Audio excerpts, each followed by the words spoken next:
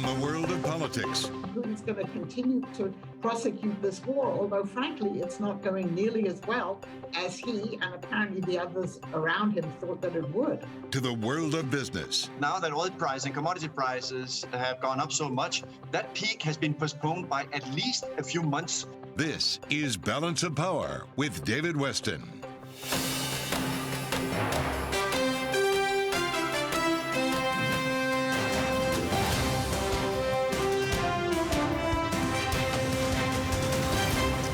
From Bloomberg World Headquarters in New York to our television and radio audiences worldwide, welcome to Balance of Power. Well, Ukraine, the crisis, the war in Ukraine remains very much in the news today, with the latest being the United States imposing a ban on imports of petroleum products from Russia. President Biden talked about that just a short time ago, and our Washington correspondent Joe Matthew was on the scene. He is, of course, the host of Sound On Bloomberg Radio. Joe, thank you so much for being with us.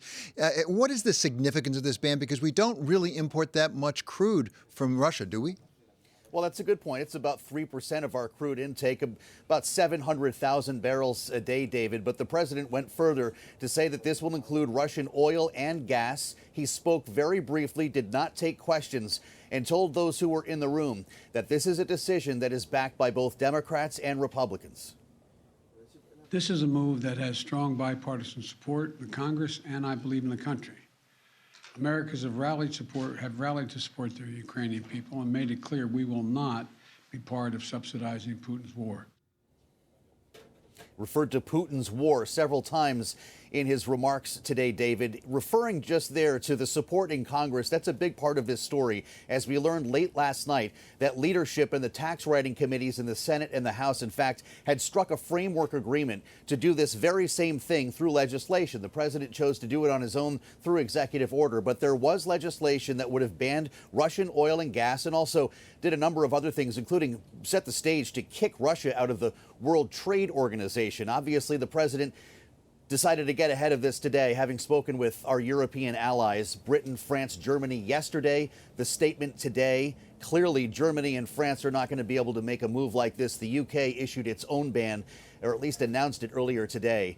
So the U.S. isn't technically going it alone here. David, there are a lot of questions, however, specifically about the timeline. When will this kick in? When will this take effect? The president said that there, in fact, would be answers to these questions forthcoming. He just took off from the South Lawn on his way for an unrelated event that's going to take place today in Texas. But there are concerns among some refiners about replacing this Russian crude oil that's about to disappear. They've asked for a transitionary period so they can replace that oil with oil from somewhere else, David. And we'll all know about it as we go to the pumps to try to fill our cars with gas. It's over, $4.17 on average a gallon now. Thank you so much to Bloomberg's Joe Matthew. Once again, he is the host of Sound On every afternoon at 5 p.m. on Bloomberg Radio.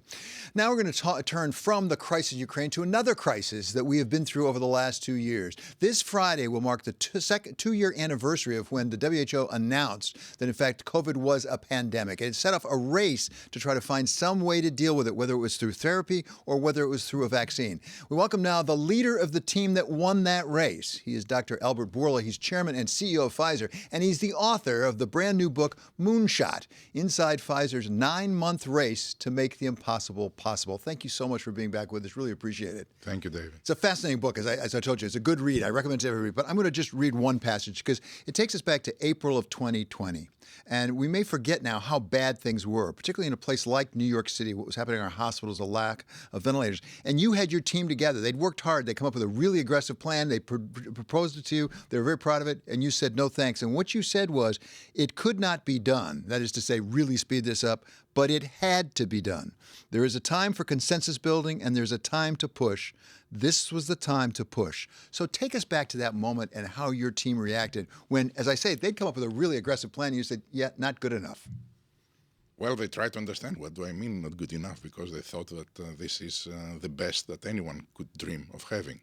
And I knew that they were right, but also I knew that if we fail, then we have to deal with way bigger things than what could impact the company or the America would impact the world. So I told them, there's no option of failing, and there's no way that we can do it, because failure is not an option, and if not us, then who? Did they try to talk you out of it? Did they try to say, you just don't understand, doctor? It can't be done? They were silent. I didn't leave much room to maneuver, because I knew that if I would, then doubts will start sitting in their minds. So it was very clear to me, we need to get it by October. This is when the new wave will come. Go and do it. And actually I told them, and it was a little bit of a psychological blackmail, go and calculate how many people will die if we're not successful with the vaccine by October. So you basically said you've got 8 months, more or less, 9 months to get this done. Something that in success, and it wasn't guaranteed there was any success, would be 8 or 10 years. So this was a revolutionary shift. How did they get it done? How did they reinvent the whole thing that fundamentally? I think that's the thing, that the goal was so hairy, so obscene, that they had to think out of the box. If you ask them, instead of 10 years to do it in 8 years, they will try to improve the current processes. If you ask them to do it in 8 months, they have to refigure everything. And this is what they did. The same is with manufacturing, which I call in the book the second miracle. In Pfizer, we're making 200 million doses of all vaccines across all manufacturing sites in a year. I didn't ask them now with COVID to make 300. I told them make 3 billions. They couldn't do it by improving the current processes. They had to think completely out of the box, and this is what they did. And so now we have this wonderful vaccine that so many of us have had, and it relieves a lot of the anxiety as well as some of the disease that we all have. What's next for your mRNA? For example, an Omicron variant, is that on the way? Is it a fourth booster? Is it young children? What's next from your point of view? What are the priorities? Of course. First of all, I think we have the vaccines and we have the treatments. And when it comes to the vaccines, the goal is always to stay ahead of the virus. Actually, today in the morning before coming here, I was reviewing new data of all our studies. They look encouraging, but I can't speak now. We need to wait until we see the full set of the data. But we are trying to bring something that it is a new version that will cover equally well the old and the new variants, all variants, pan-variant vaccine, and I think we are in a good way. But also on the treatments, we have already launched a treatment into the American and European marketplace, and this has the potential to be a game changer, because if people that they are sick get it, instead of 10 people going to the hospital, only 1 will go. So I understand you don't have the data yet, but do you have a sense of a timeline when you think you will have data on, for example, under 5 or Omicron variants, or for that matter, fourth booster? Each one has different timelines. Mm-hmm. I believe that for the kids we will know next month.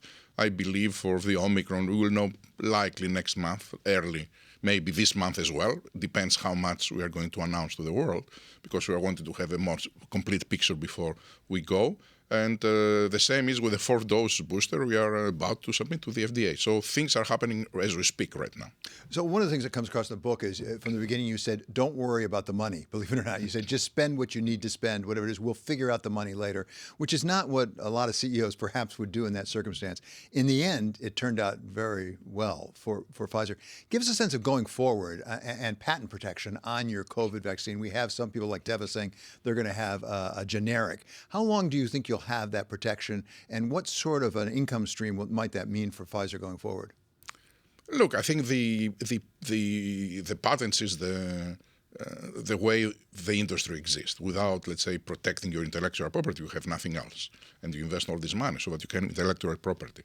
But the patents last for a period of time. So for every new medicine, very rarely a patent will go beyond 10 years, for example. So then everybody can come and do the same very cheap. This is the same here with our vaccines. Now, because of it is pandemic, we made sure that patent will not be in the way of people having access. So that's why we priced it in a way that it is accessible to all, but also we manufacture enough so everybody will have. Right now, for example, countries in Africa, they have enough access. Actually, the African CDC last week asked publicly us and others to stop sending them vaccines because they cannot absorb it. They have issues with infrastructure, hospitals, infrastructure to be able to administer. We have another crisis right now, obviously in Ukraine, and we all watch in horror as civilians are losing their lives out there day by day. There's also a lot of refugee movement, over 1.7 million now, it's said. What does that mean potentially with respect to actually the COVID? Because, for example, I've heard about a third of Ukrainians are vaccinated. What happens with those 1.1 million refugees coming across into Poland? How do we get them vaccinated? Yes, a third are vaccinated, and actually most of them with our own vaccine. I had discussions with President Zelensky before, and we were able to send them enough quantities before the crisis. Now the the risk it is with the people that are coming together in big conglomerates into the refugee and in the borders with Poland. We are sending vaccines, treatments, and other medications because they're going to be needed over there. And of course, we are trying to help not only our own employees in Ukraine, but also the Ukraine with a lot of donations. Finally, this is International Women's Day. I'm mindful of that. And one of the things that comes out across in your book is the role of women at the very top of your company in this race to create and distribute the vaccine. It's quite extraordinary. Oh, yes. Every day almost, maybe at least 2-3 times per week, I'll head in front of my Zoom computer screen. Everybody, and most of them were women, or at least half of them, but also the leaders. I mean, Catherine Jansen, which is the head of our vaccines, she was pivotal in the vaccine, and so many others. But also on the treatment, you need to know that Charlotte Allerton, the head of medicinal design, she's the one who designed this molecule in 4 months instead of 4 years. And Lisa Anderson, also the one who put it in the clinic. So a lot of women played their role in this treatment. So one last one, Albert, because we hear from so many companies, there just aren't the women. It has to take time to get them in the pipeline. There's really a problem grooming them. How have you mastered that? I mean, how has Pfizer been able to have so many accomplished senior women?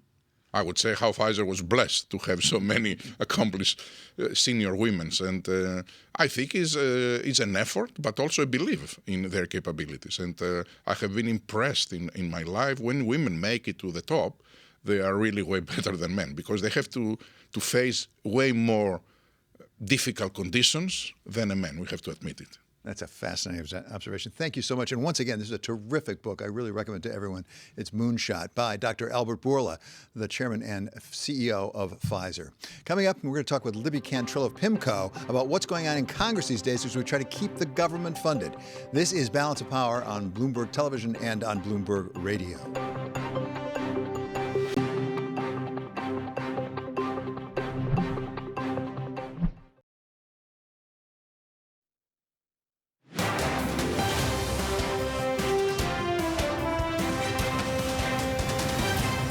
This is Balance of Power on Bloomberg Television and Radio. I'm David Westin. Washington has a lot on its platter right now, and it's not just responding to that crisis in Ukraine. We also have to worry about getting the government funded. There's a deadline coming up this Friday. To take us through exactly what's going on in Washington, particularly on Capitol Hill, we welcome now Libby Cantrill. She is head of public policy at Pimco. Great to have you here.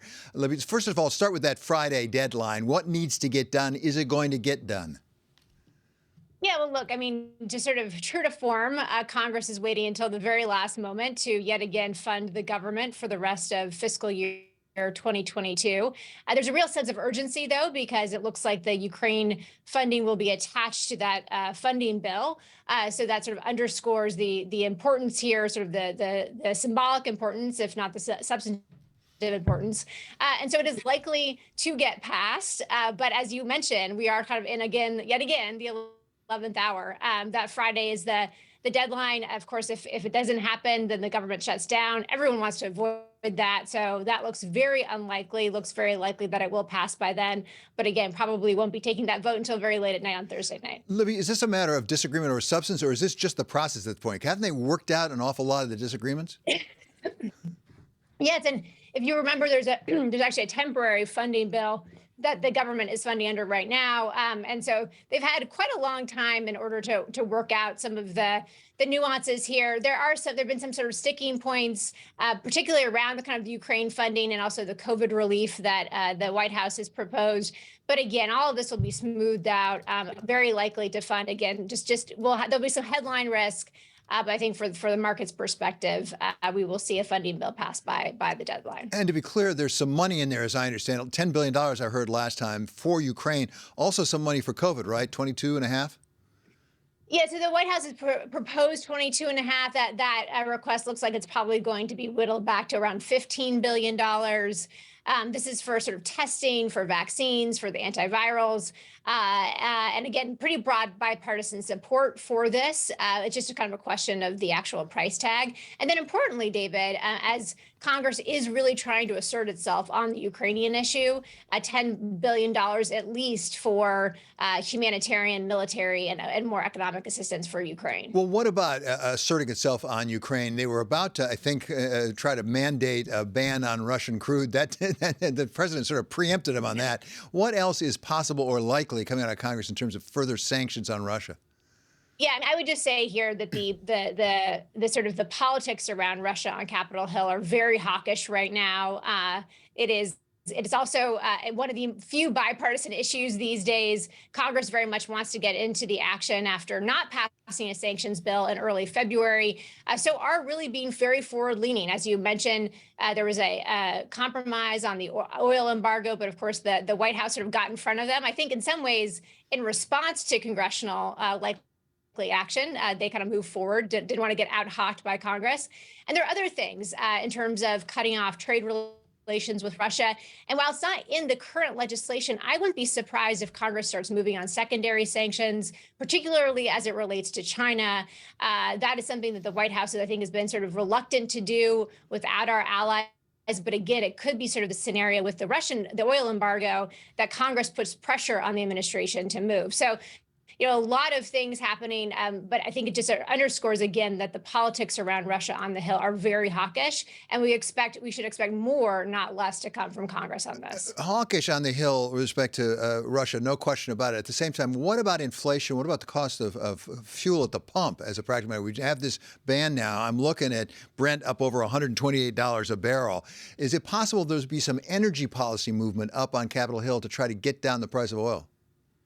Yeah, I mean, and you heard the president this morning really trying to link renewable energy sources to this, the importance of not relying so much on oil and fossil fuels from countries like Russia and Venezuela and Iran, and sort of leaning forward into sort of his climate talking points. I do think that in some ways this could add maybe some tailwinds to that Build Back Better agenda, which, as we know, has been stalled for many months now. As you know, there are a big part of that is on sort of climate and renewables. So I think the White House could use this as kind of a talking point, again, maybe symbolic or even substantive in terms of pushing this forward. And then Republicans, understandably and maybe predictably, are also calling for some of the regulations around federal leasing and domestic production to be lifted. Now, it's a big question whether that actually really makes a difference in the long term, just because of labor supply issues and rig issues and fracking sand. But again, it's sort of symbolic here. So I think all of these things are on the table. I think the White House understands that inflation is a real political problem, particularly going into the midterms, and this all just exacerbates it with oil prices where it is. Okay, let's come back to Build Back Better. I've noticed the president doesn't usually refer to it that way anymore. So whatever it's called, some of that stuff that was in that package, do they have a partner they trust? I mean, Joe Manchin now says maybe he could go along with some of it. Is this a little like Charlie Brown in the football? I think there are some Democrats who think that. Now, I will just say that Senator Manchin has been relatively consistent in terms of his objectives here. He actually, maybe surprisingly, given that he is from West Virginia, has been a supporter of many of those climate provisions in the original Build Back Better proposal. I think what his view is that they should be doing fewer things better for longer and just be a little bit more genuine about the scoring.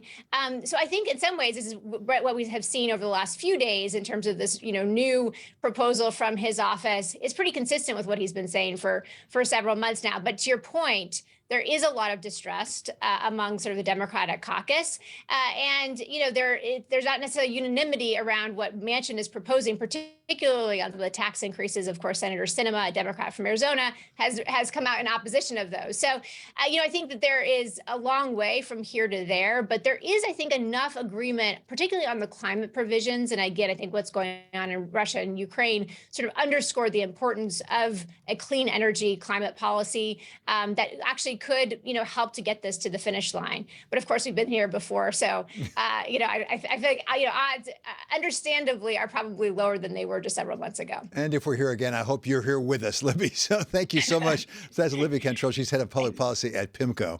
Coming up, markets react to Ukraine and its ripple effect. This is Balance of Power on Bloomberg Television and on radio.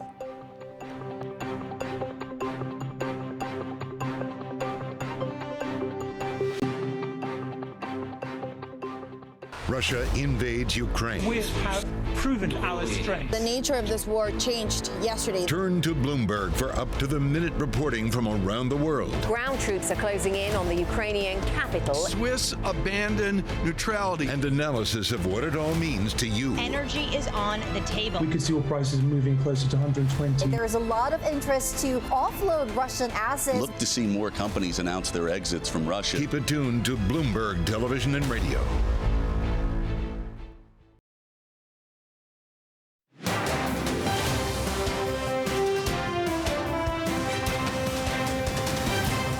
This is Balance of Power on Bloomberg Television and Radio. I'm David Westin. Given all that's going on in the world, we want to keep track on the markets, why they're doing what they're doing. And for that, we have Abigail Doolittle. And Abigail, I'll tell you, a viewer wrote in a question for you before you came in the set. I'm going to ask the question, given all that's going on, what possible justification is there for the S&P 500 to be up 0.8%?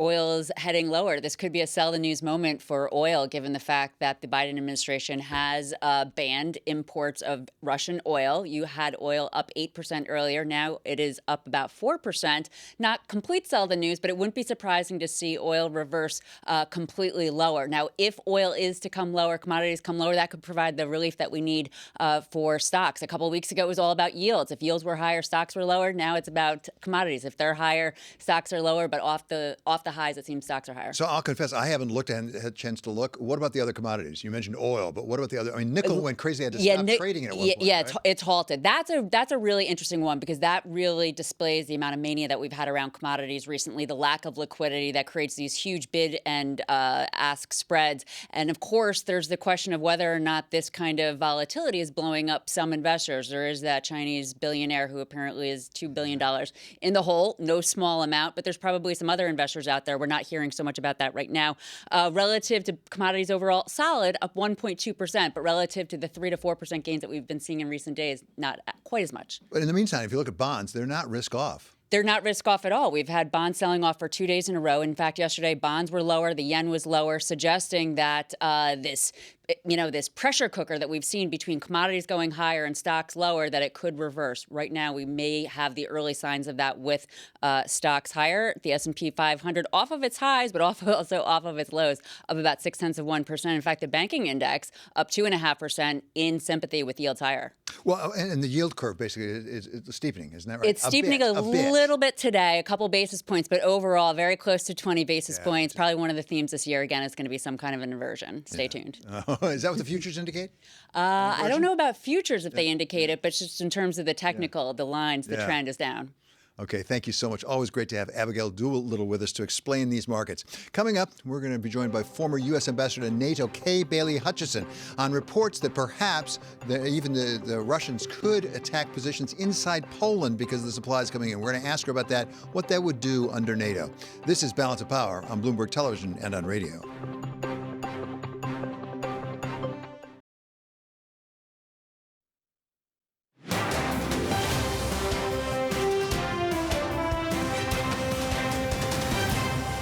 This is Balance of Power on Bloomberg Television and Radio. I'm David Westin. Now we're going to keep you up to date with news from right around the world. Here's First Word with Mark Crumpton. David, thank you. As we've been reporting today, the United States is banning imports of Russian fossil fuels, including oil. It's a major escalation of efforts to cripple Russia's economy that will further strain global crude markets. Speaking from the White House earlier, President Biden said, quote, "We will not be part of subsidizing Putin's war." We are enforcing the most significant package of economic sanctions in history, and it's causing significant damage to Russia's economy. It has caused Russian economy to, frankly, crater. The U.S. move will be matched in part by the U.K., which is announcing a ban on Russian oil imports today, though it will continue to allow natural gas and coal from the country. Other European nations that rely more heavily on Russian fuels will not participate. Meanwhile, prices at the pump continue to climb in the United States. Drivers are paying more to fill up their tanks than ever before. According to AAA, average pump prices are now about $4.17 a gallon, the highest on record.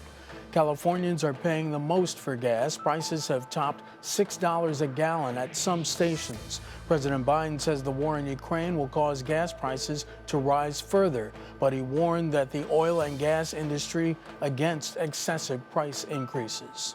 World Health Organization experts said today they strongly support booster doses to stop the spread of COVID. That's a reversal of the UN agency's insistence last year that boosters weren't necessary and contributed to vaccine inequity. In August, the WHO's Director General, Dr. Tedros Ghebreyesus, called for a moratorium on booster doses, saying rich nations should donate those vaccines to poor countries instead.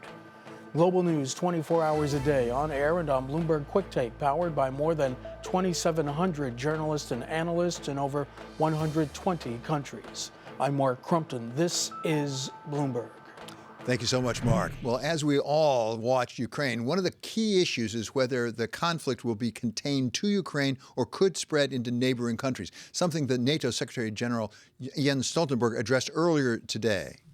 We have a responsibility to ensure the conflict does not escalate and spread beyond Ukraine. That would be even more dangerous, destructive, and even more deadly.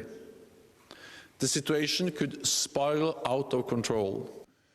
To address this critical issue, we now welcome former U.S. Ambassador to NATO, Bailey Hutchison. Madam Ambassador, thank you so much for being back with us. We all agree we need to stop it from spreading beyond Ukraine.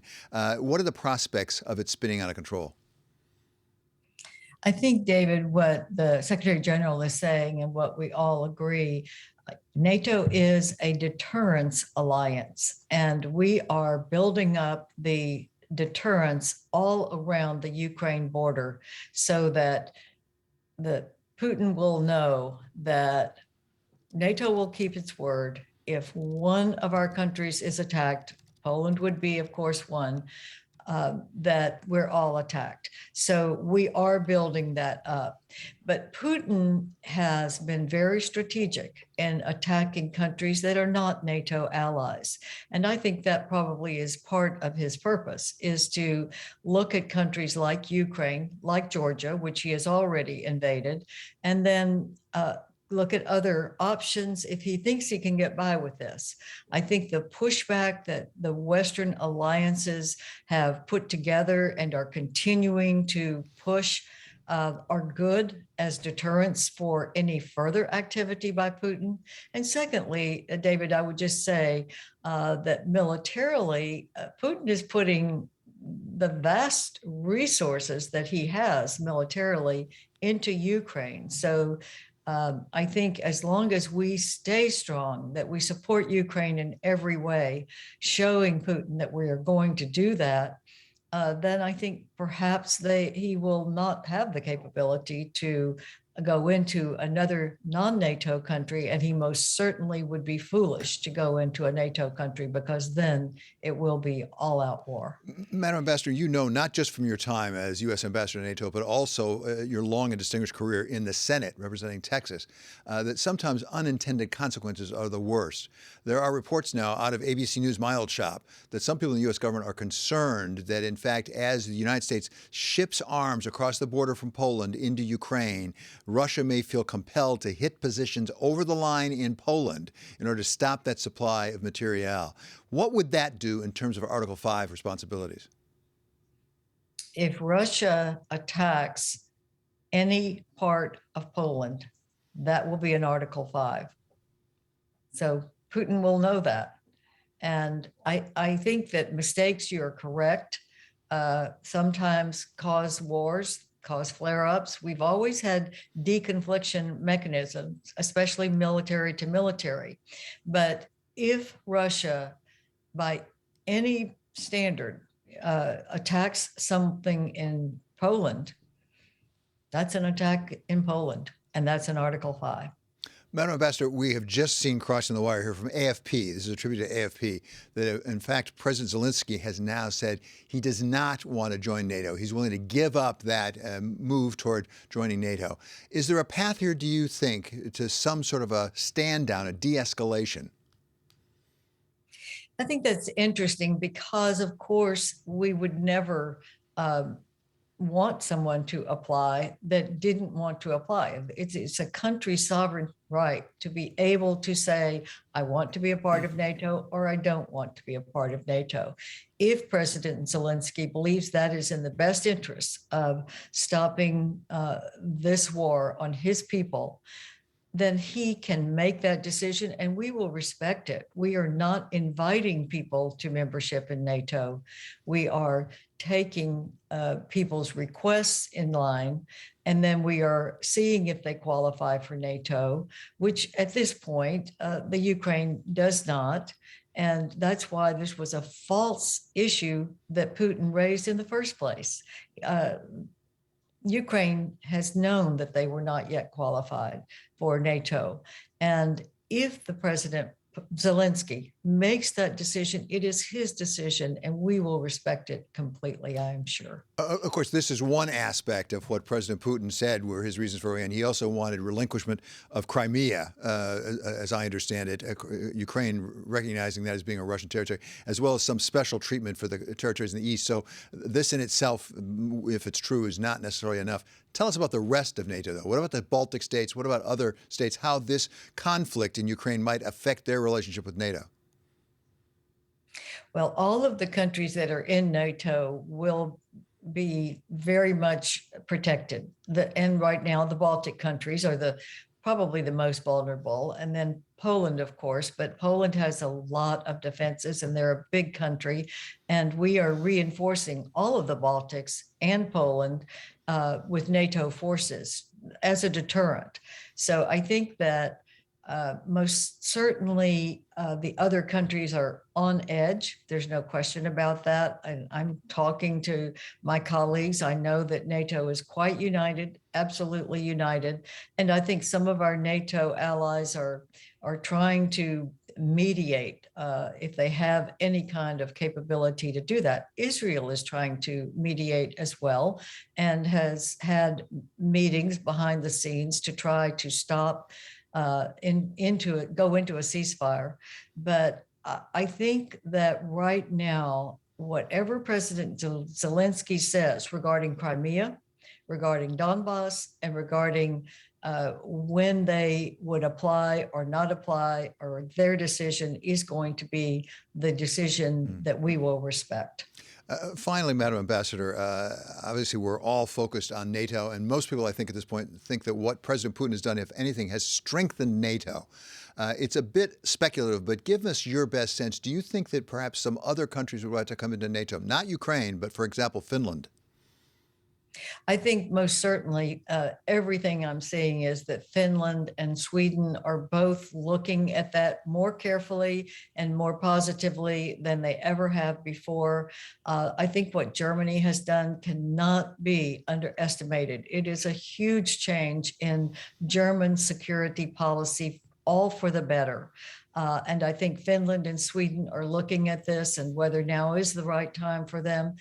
If they apply, they will be accepted. They are qualified with a resilient democracy and a military that does participate with NATO in other missions. So, and in addition, let me say that Finland and Sweden attend many of our alliance meetings. They are considered an elevated partner and would be certainly an accepted and welcome partner if they make the decision to apply for membership. Madam Ambassador, it's always so helpful to have you with us. Thank you for your time. That's Bailey Hutchison, former U.S. Ambassador to NATO. Coming up, Democratic Congresswoman Cheri Bustos on how Congress is dealing with the crisis in Ukraine. This is Balance of Power on Bloomberg Television and on radio.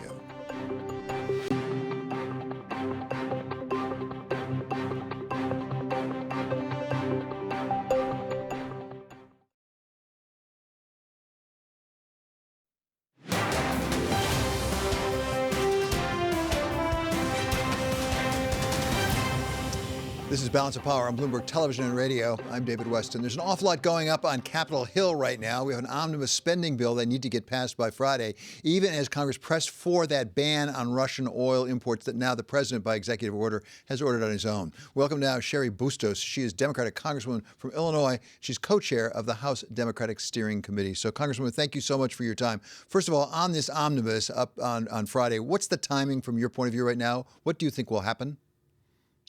Well, what's called the four corners, meaning the head of appropriations on the House side, including the chairman and the ranking member, and then the same on the Senate side, they have been meeting for many, many weeks now, and we have been given regular updates. And it's been a little bit of a roller coaster, but I think that we're going to get this done. And what is bringing Democrats and Republicans together, and Senate and House members together, is what's happening in Ukraine.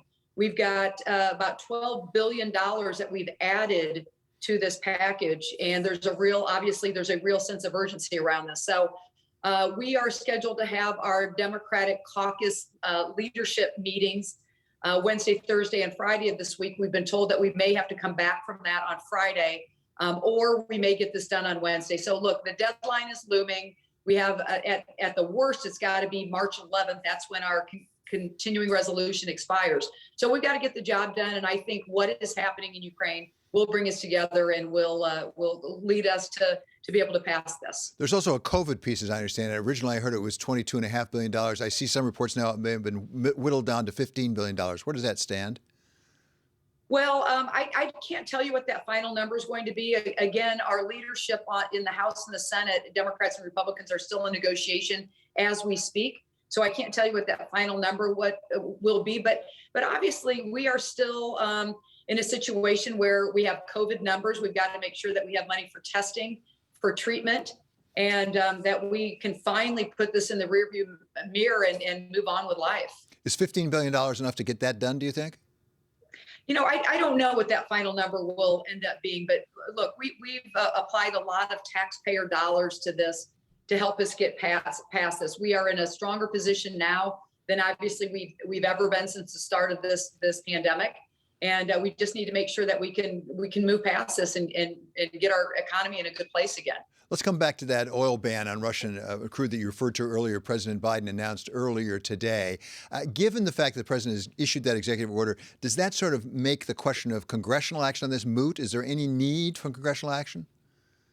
There is need for congressional action, and actually you'll be able to report later today that we are going to be voting on this ban on energy, gas, natural gas, oil, and that basically codifies this into law, that it's not just the president of the United States saying we need to ban our purchase of oil and gas and energy products, but it will show our congressional support. On top of that, we have two other components. One takes a look at the humanitarian crisis and allows us to impose further sanctions based on the humanitarian violations that Russia is imposing on Ukraine. And then also we've got an element in there on the World Trade Organization to make sure that we further trade with Russia is examined by the WTO. So this is being felt by a lot of Americans across the country. They were really suffering from inflation, as you know so well, before this all happened. Now we're looking at gas prices really going up to remarkable levels, record levels, I should say. Is this going to hurt the Democrats in November as a practical matter? Well, there's always a political element when you look at inflation, and there's nothing that is more in your face than gas prices. We all drive by the gas stations if you're out and about every day. I mean, you can't drive too many corners away without seeing the price of a gallon of gas that goes into our cars. Now, let me share something that I haven't seen a whole lot of press about, but so I'll share this with you. But look, I live in Illinois, and my bordering state is Iowa. We produce more corn and soybeans than any other states in America. And we have something called ethanol. And when you look at, when you go to the gas station and when you see that E15, that means that 15% of that gallon of gas is infused with biofuels, with ethanol that comes from corn. And that actually brings down the price of every gallon right now by 80 cents. So you're going to hear the oil industry say that, oh, it costs money to blend ethanol, it saves the consumer money.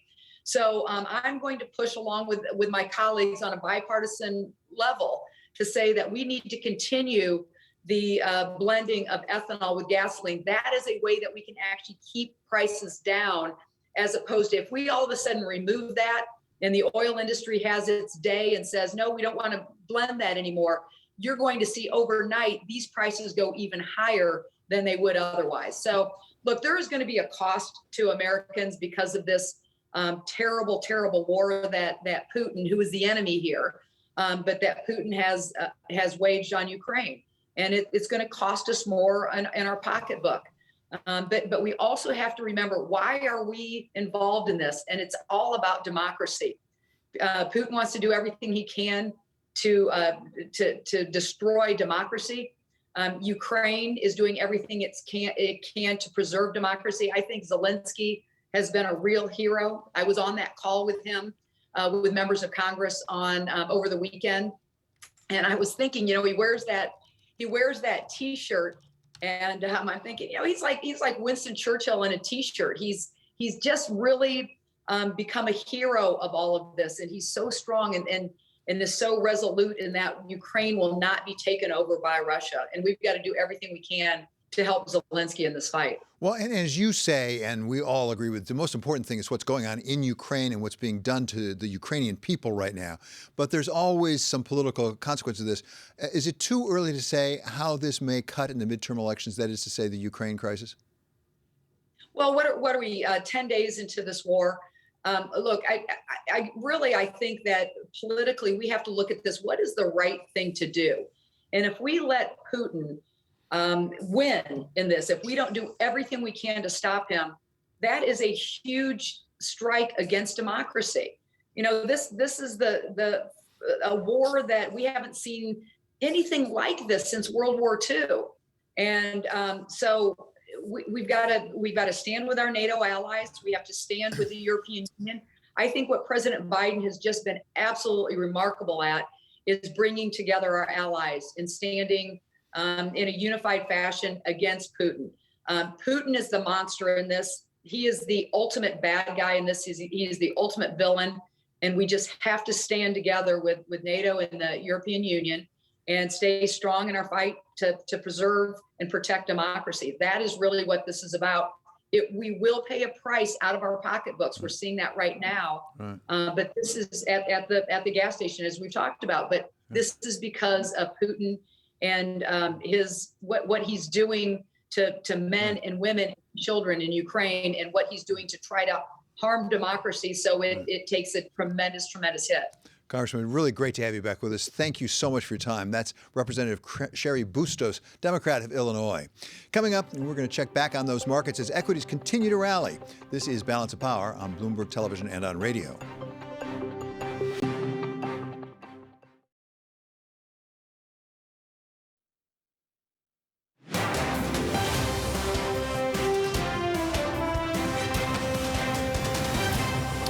This is Balance of Power on Bloomberg Television and Radio. I'm David Westin with some breaking news right now. The Associated Press is reporting that McDonald's is temporarily closing 850 restaurants in Russia. Apparently, this is a further instance of that self-sanctions, not required by the government, but a lot of Western companies are deciding on their own to cut off business with Russia. We'll continue to follow that as that story develops. In the meantime, we want to come back to the markets because the equities market, actually, Abigail Doolittle, continue to rally. Yeah, we're seeing a very nice rally here at this point. The S&P 500 up 1.4%, the NASDAQ up more than 2%. So the intense selling pressure that we've had over the last couple of days, it's reversing.